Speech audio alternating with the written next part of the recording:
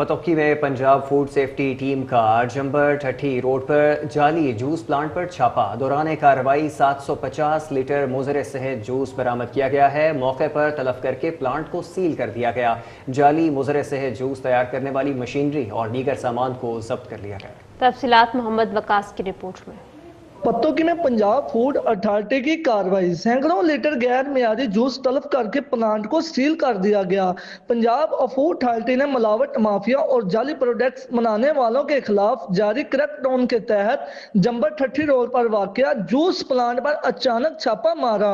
کارروائی کے دوران 750 لیٹر سے زائد مضر صحت و غیر معیاری جوس برآمد ہوا، جسے فوڈ سیفٹی ٹیم نے فوری طور پر موقع پر ہی طلب کر دیا۔ ترجمان فوڈ اتھارٹی کے مطابق جوس کے لیے گئے سیمپل لیبارٹری ٹیسٹ میں فیل ہونے اور صحت کے بنیادی اصولوں کی خلاف ورزی پر جوس بنانے والی مشینری اور دیگر تمام سامان ضبط کر کے پلانٹ کے کام کو مکمل طور پر بند کر دیا گیا ہے۔